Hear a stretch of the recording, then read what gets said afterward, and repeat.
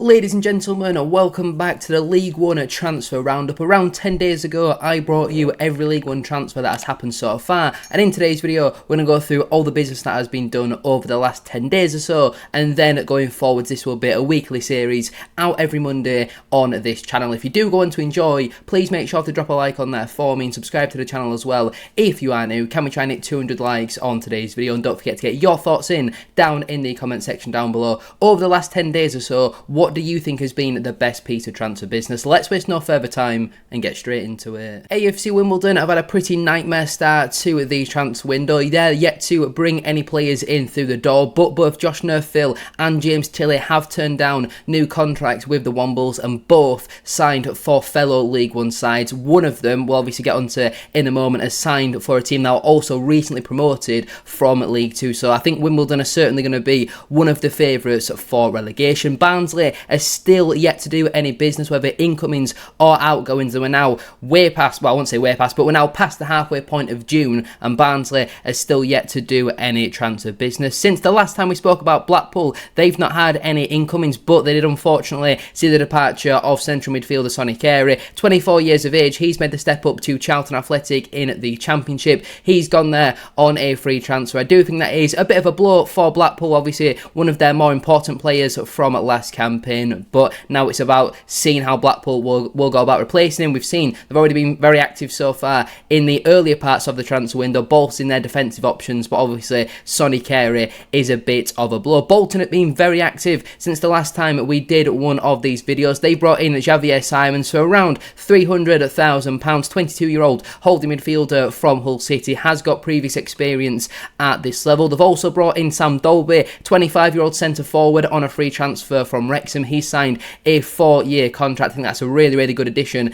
in all honesty. Did very well in the Scottish Premiership with Dundee United last campaign. I think got around 15 goal contributions, so I do think that is a smart signing. Richard Taylor is a 24-year-old centre-back who's come in on a free transfer from St Mirren. I don't really know too much about him, but you would like to think he's obviously a little bit younger than the likes of Ricardo Santos, so he's probably going to come in and replace. And they've also brought in Charlie Warren, a left winger from Felixstowe for an undisclosed fee. Again, never heard of him. So Bolton fans, let me know down below what are your thoughts on them 4 signings so far and how excited are you going into this season. My club Bradford City, we've done a little bit more transfer business. Centre half Joe Wright has come in on a free transfer from Kilmarnock. 30 years of age, won a Kilmarnock's Player of the Season award last campaign. I think again a really good signing for Bradford City. We know we needed a little bit more experience and a little bit more quality, more importantly, in that back line going into next campaign. So I think that is a really smart signing. But Josh Nerfill for me coming in on a free transfer from AFC Wimbledon, that is a top signing for Bradford City. Can play right wing back or left wing back, was comfortably one of, if not the best wing backs in League Two last campaign, got around 9 or 10 goal contributions as well, and I think it will provide some real competition for Brad Halliday down that right hand side. And to pick him up on a free transfer from a team who've also been promoted in AFC Wimbledon, I think that's a good signing for us, but maybe concerning signs for Wimbledon. A lot of their fans saw it as a sideways step, and not to kind of get ahead of our boots, but we're obviously a much bigger club than Wimbledon, much better stadium. We've got the League Two Manager of the Year. I've got a much better style of play, and I really don't see it as a sideways move. There's certainly more potential with Bradford City getting to the Championship than Wimbledon, especially when you look at their start to the window compared to ours. Burton Albion haven't done any more transfer business, whether that be incomings or outgoings. Cardiff City, they're still yet to do any transfer business as well, and again now we are on the 16th of June. Since we last spoke though, Doncaster Rovers have made a couple of more additions. Centre forward Brandon Hanlon has joined the club on a free transfer following his departure from fellow League One side at Wycombe Wanderers. 28 years of age,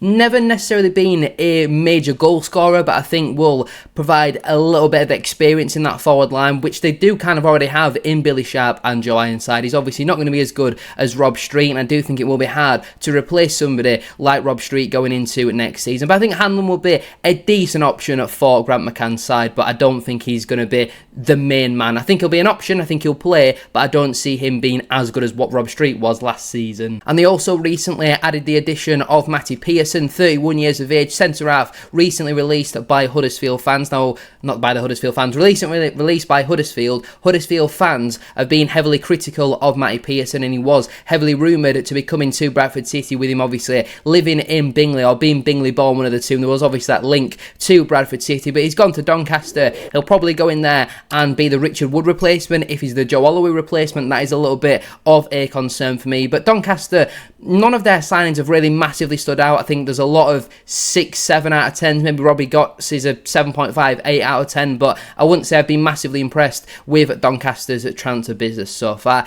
Exeter, they're yet to do any more transfer business, whether incomings or outgoings, but Huddersfield Town have certainly been very busy. They recently brought in the double defensive swoop, firstly of Joe Lowe, 23-year-old centre-back from Wycombe Wanderers. I think that is a top signing for them, and they also brought in Sean Rowan, 22 years of age, centre-half from Lincoln City. They obviously need to improve in those positions, go a little bit younger, and with some of the names that they're being linked to at the moment, the likes of Josh Feeney, Nathan Lowe, Owen Goodman, unfortunately it seems like Huddersfield are probably going to go up this season, which as a Bradford City fan is obviously not too great. And midfielder Tom Iorpender joined League 2 side Notts County on loan for the rest of this season. Leyton Orient, they're still yet to do any transfer business either. Same can be said about Lincoln City. Obviously we know that they did lose Sean Rowan to Huddersfield Town. Luton, they've started doing a little bit of transfer business as well. They've been quite active, bringing in the likes of George Saville, 32-year-old midfielder on a free transfer from Millwall. Very experienced, played a lot of football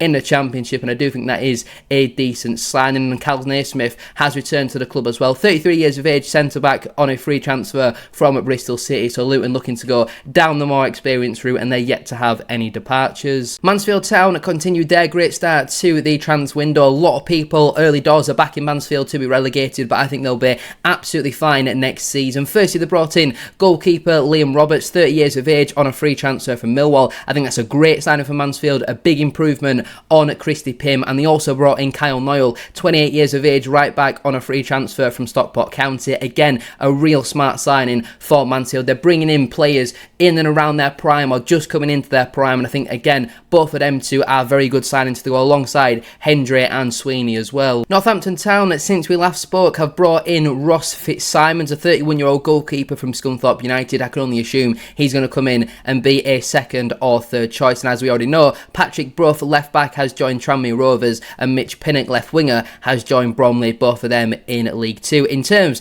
of Peterborough United, they've brought in 23-year-old left winger Declan Frith from FC Thun over in Switzerland for an undisclosed fee. I can't say I know anything about him, but someone I do know a little bit about, Ricky-Jade Jones, 22 years of age, centre forward, has joined Bundesliga side St. Pauli on a free transfer. I saw the Peterborough owner not happy with that decision on Twitter, as obviously because he's gone abroad, Peterborough will now get no transfer fee for him. They would have got compensation if he stayed in England. The Peterborough owner claimed that he had 4 brilliant Championship clubs there, but I think if he was to play as a squad player in the Championship, or probably be a regular starter in the Bundesliga, surely for your own career you're going to go and play in the Bundesliga. And he also gets to play with Scott Banks. So now I'm sure that Darren McAntony will be hoping that Kwame Poku doesn't follow Jay Jones and he also stays in England as well. I'm not so sure if compensation is required if he goes to Scotland, i.e. Rangers are heavily interested at the moment, but there's a number of top Championship sides interested in Kwame Poku. But obviously to lose Ricky-Jade Jones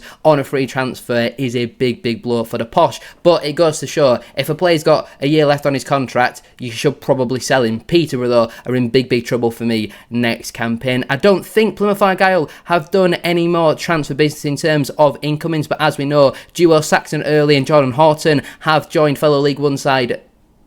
I'm not going to mention their name, we'll get onto them in a moment, but we know that Daniel Grimshaw has also left the football club. He's joined Championship side Norwich City for an undisclosed fee, 27 years of age. Bit of a blow for Plymouth, but I wouldn't be surprised if they go out and replace him with somebody of a similar quality. Port Vale, they've been very active since the last time that we spoke. Rico Richards has returned to the club on a permanent deal, on a free transfer, 21 years of age, attacking midfielder, played his part in last season's promotion. I think it's a healthy addition for them. Liam Gordon has also joined the club on a free transfer, 26 years of age, left back from League 2 side Walsall. Now, if he's to come in and be a backup, which I expect him to be to Jaheim Headley, I think he's an okay option in there. I don't think he's good enough to be a starter in League 1. They've also got Sam Hart, they've also got, Jack Shorrock as well, so they've got 4 left backs at the moment, so surely some of them are going to be moving on, but I wouldn't say I'm massively convinced by the signing of Liam Gordon. And they also brought in a 27-year-old midfielder Jordan Shipley on a free transfer from Shrewsbury Shrewsbury. Had a lot of potential with Coventry in like 2018, 2019 sort of time, but hasn't really lived up to that hype. Now coming into his prime years, and Darren Moore will be hoping that he can get the best out of him. In terms of Reading, they're still yet to do any transfer business. Rotherham United as well, they're yet to do any business. They did a lot of very early transfer business last summer, and everyone thought they were going to go on and win the league. Obviously, it definitely did not transpire in that way. In terms of Stevenage, they brought in the double swoop of Saxon Early and Jordan Hornton, both on free transfers from Plymouth Argyle. Obviously, Early has previously spent time on loan with Stevenage and now returns to the club at just 22 years of age. And Jordan Hornton, a 29-year-old holding midfielder, I think that's a really, really good signing as well on a free transfer. Provides a wealth of experience in that midfield. And Chem Campbell, also joined the club, 22 years of age, attacking midfielder, can play on either wing as well, maybe even do a job up front. He's come in on an undisclosed fee. Again, a smart signing for Stevenage. They're probably a lot of people's early predictions to be relegated, but I think they spend money to Stevenage. You know, they've got quite a big wage bill considering the size of their club, and I do see them being okay next campaign. Stockport County, they're still yet to do any transfer business. Obviously, we know Kyle Noyle has joined Mansfield Town. And Wigan Athletic, they brought in Fraser Murray, a 26-year-old midfielder from Kilmarnock, on a free transfer. Don't really know too much about him, so I can't really comment. And finally, I think, yes, Wycombe Wanderers, they're the last team to go through. They brought in Dan Casey, a 27-year-old centre-back from Motherwell, on a free transfer. A lot of League One teams seem to be dipping into that Scottish Premiership sort of market, and I think, again, he'll probably be a decent option in terms of replacement for Joe Lowe, who obviously has joined Huddersfield. James Tilley has come in on a free transfer, 27-year-old winger, wing-back, obviously, from AFC Wimbledon. I think that is a smart addition, and they've also brought in Colin Boyd-Muntz, who is a 25-year-old central midfielder. Again, he's come over from the Scottish Premiership in St Mirren on a free transfer, and I think, again, Wycombe, they know what they're doing in terms of their recruitment, and I'll be interested to see where they do finish next campaign. Wycombe fans, let me know down below, what are you hoping for next season? Well, there we have it then. There is every League One transfer that has happened over the last 10 days or so. If you have enjoyed watching today's video, please make sure to drop a like on there for me and subscribe to the channel as well if you are new. Can we try and hit 200 likes, as I mentioned at the start of today's video? And don't forget to get your thoughts in down in the comment section down below. How would you assess your club's transfer business so far, and how are you feeling going into this upcoming campaign with pre-season starting in around a week or two for a lot of clubs? Let me know your sort of thoughts down in the comment section down below. Thank you all for watching. Have a great rest of your day, and I'll see you very soon for another one.